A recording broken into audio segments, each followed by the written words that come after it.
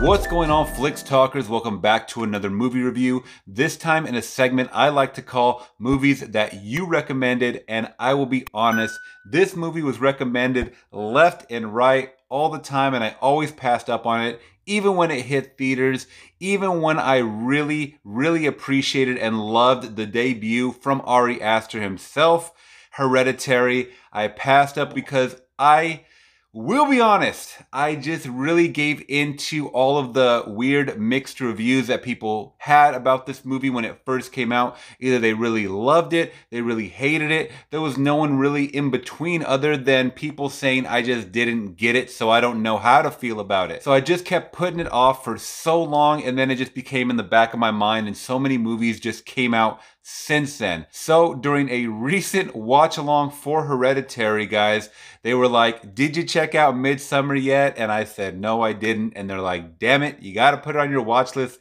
Get it done. So this is the anniversary. I am recording it on the 1-year anniversary. July 3rd, 2019, guys, is when it officially came out, Midsommar. The second film from Ari Aster. I hope I'm pronouncing that right. Everyone keeps saying Midsommar, but it's S-O-M-M-A-R, Midsommar.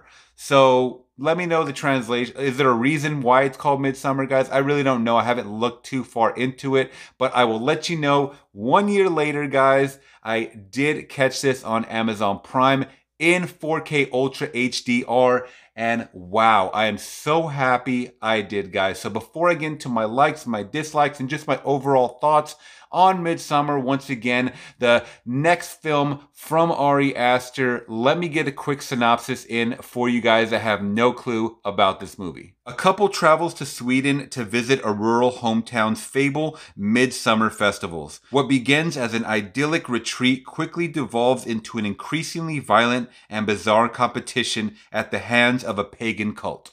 Alright guys, now like I said, this film did come out last year, 2019, on July 3rd, so it's the 1-year anniversary as I am recording this today. It is rated R, and it has a runtime of 2 hours and 28 minutes. Alright guys, so before I get into our main final girl of this film, I will go over some of the side cast members just to let you know, my likes or my dislikes or what I thought about them overall. So we'll jump into Will Poulter as Mike. He's someone that I remember from Meet the Millers, so I just got, introduced to him from his whole comedy works, and it looks like he's known for The Maze Runner, a movie that I did not see. Also Detroit, which was a more serious film I did not see. So unfortunately, I did not catch those films. So my first introduction to him was from Meet the Millers, which was a comedy. And you know what? He has that very Jokerish face with the eyebrow lifts and stuff like that. So I really didn't know how I was going to take him on screen, but that kid has potential, this kid, Will Poulter. So I definitely want to look for him in the future and hopefully more dramatic roles, but in the forefront. And I'm going to take a chance on his films now. I actually might go back in the catalog, but he plays someone who is just another friend in the group. And throughout this whole movie, he's just trying to get laid on their Swedish, getaway trip. So let's jump to the next person, guys, who's played by Wilhelm Blomgren. He plays Pelle, and he plays a friend who's actually from Sweden, from this village, and he's the one that's bringing the Americans, to this area. Kind of, he's their own tour guide.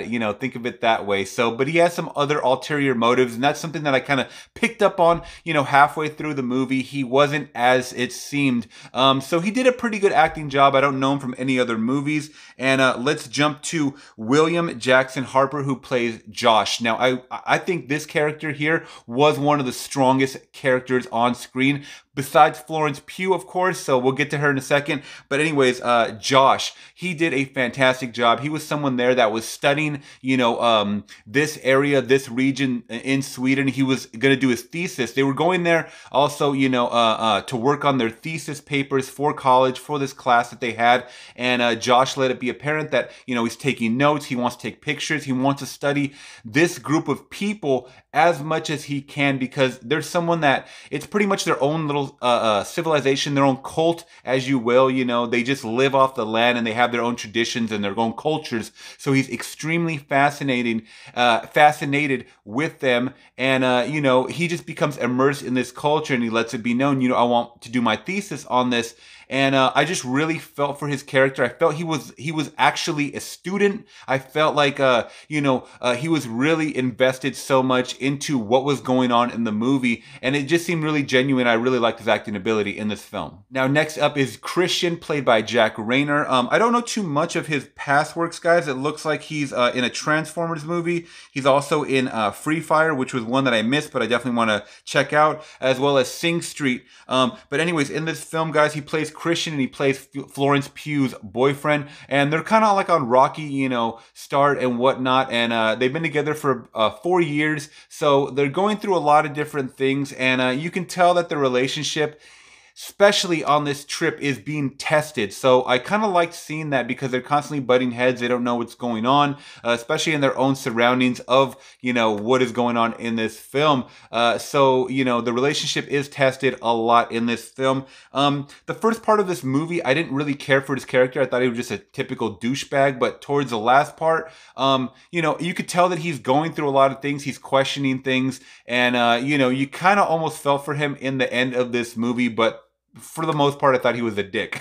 Now, jumping to his girlfriend, Danny, played by Florence Pugh.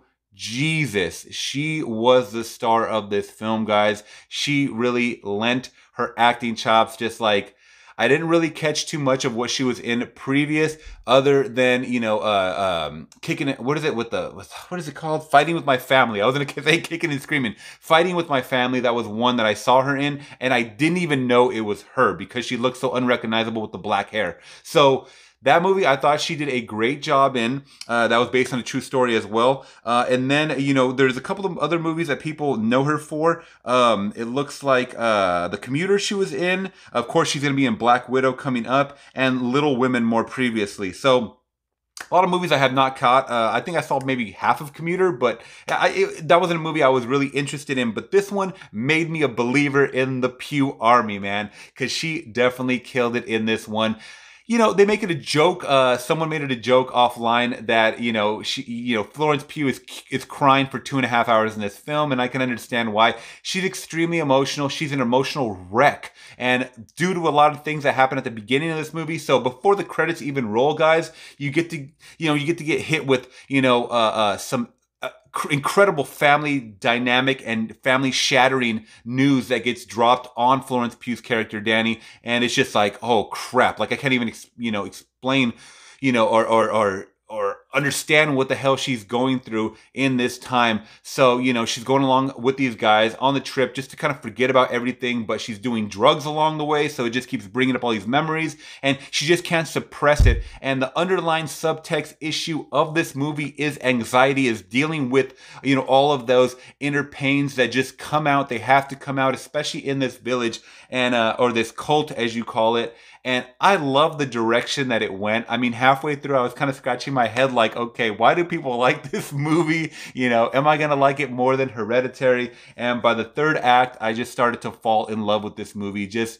I don't know, like, why I really just like this movie. It's just one of those things that really held with you, especially in like the last 15 minutes of this film. There's so many haunting scenes in this that happen, especially like the first ritual that you guys see with the elders. I'm not going to say it, but I kind of predicted something creepy was going to happen, and it ended up happening, and it was more graphic than anything I saw in Hereditary. And I was like, Jesus Christ, he really amped it up, Ari Aster, for this film. And I think in the end, guys, I gotta say that I liked Midsommar more than I liked Hereditary, and that's saying a lot. Even though I saw Hereditary three times actually, since it came out in theaters, and Midsommar I've only seen it once, but I will definitely add this to my collection, not only because I overall liked the movie, but because it looked visually stunning, and that's another like of this movie to me. Most of this, maybe about 80%, is shot during the day. They always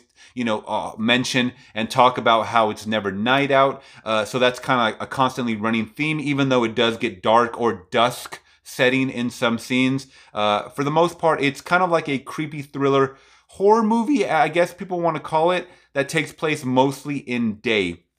It's more of the creepy factor of the people involved in everything, guys. And there's a lot of drug influenced, nightmarish things that are happening. So for that, I absolutely loved it because it was more of the practical effects and even practical gore effects as well when we get to see a lot of that stuff. And for that, I gotta give Midsommar a 5 out of 5, guys. Saying I absolutely love this. Even in the dry parts, it kind of left me just questioning, once again, am I gonna like this? How are they gonna get out of this situation? Or what are they gonna do in this next scene? And for that, man, I just, I gotta applaud Ari Aster. I thought it was an amazing second film that he came out with. I can't wait to see what he comes out next. He's knocking it out of the park, so it's like, he's definitely on a hot streak, guys, and I definitely think you guys should check out Midsommar today. All right, guys, did you appreciate my rant? Because I didn't edit any of that. That was all one take right there of Midsommar. Let me know in the comments below. Have you seen it? Did you love it more than Hereditary? And if you guys haven't seen it, do you guys plan to check it out based on my recommendations? I try to make it non-spoiler as possible. This movie threw me for such a left turn, and in the end I was like, damn, there's so much subtext going on and I want to break it down for you guys, but I can't in this spoiler-free review. So if you guys did appreciate this review, please hit that thumbs up, and if you guys do want to see more or appreciate content like this and want to see more, hit that subscribe and bell notification, guys, to always get notified about content like this. Till next time, guys, I'm gone. Peace.